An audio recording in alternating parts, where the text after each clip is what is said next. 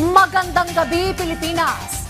Bayan siniguro ng Malacanang na kontrolado ng gobyerno ang sitwasyon sa gitna ng epekto sa bansa ng kaguluhan sa Middle East. Makakaasa rin ng publiko na tuloy-tuloy ang supply ng langis sa bansa matapos mabigyan ng safe pass ang mga barko ng Pilipinas na may dalang langis sa Strait of Hormuz. Yan ang ulat ni Clazel Partilla. On top of the situation pa rin ang administrasyon ni Pangulong Ferdinand R. Marcos Jr. sa harap ng nararanasang epekto ng sigalot sa gitnang silangan.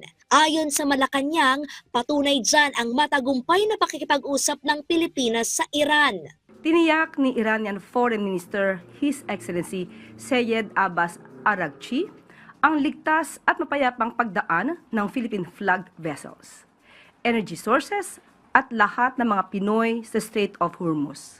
Kontrolado ng Iran ang Strait of Hormuz na isa sa mga pangunahing daanan ng mga barkong may lulang langis na nagsusupply ng 20% ng krudo sa buong mundo. Kaya ang ibig sabihin niyan, Malaking Pilipinas dahil masisiguro nito ang kaligtasan ng mga Pinoy na dadaan sa lagusan at mapapanatili rin nito ang kasiguruhan sa supply ng enerhiya sa bansa.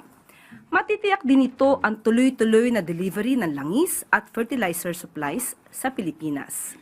Sa gitna ng kaguluhan, nananatili pa rin on top of the situation ang pamahalaan upang masiguro ang kapakanan ng taumbayan. hindi pa masabi ng Malacanang kung kailan mararamdaman ang pagbaba ng presyo ng langis dahil sa hakbang na ito. Pero ang tiyak, Ay yung patuloy na supply ng produktong petrolyo sa ating bansa. naniniwala naman ang palasyo na walang magiging epekto ang magandang ugnayan ng ating bansa sa Iran sa alyansa ng Pilipinas at Amerika. Makikipagpulong si Pangulong Marcos kay Energy Secretary Sharon Garin para talakayin ang mga hakbang na magpapabuti sa supply at presyo ng enerhiya sa bansa. Ilalatag naman bukas ng Development Budget Coordination Committee kay Pangulong Marcos ang mga rekomendasyon nito hinggil sa pagbabawas o pagtatanggal ng excise tax o buwis sa produktong petrolyo. Patunay lamang ito na nasa maayos ang kalagayan ni Pangulong Marcos, taliwas sa mga kumakalat sa social media na may malubhang sakit umano ang presidente matapos hindi makasipot sa isang event sa Quezon City ngayong araw. Wala, ang dami-dami pong fake news. Pati po ako ay binibiktima ng fake news. Maayos po siya. Clazel Partilla para sa Pambansang TV sa Bagong Pilipinas.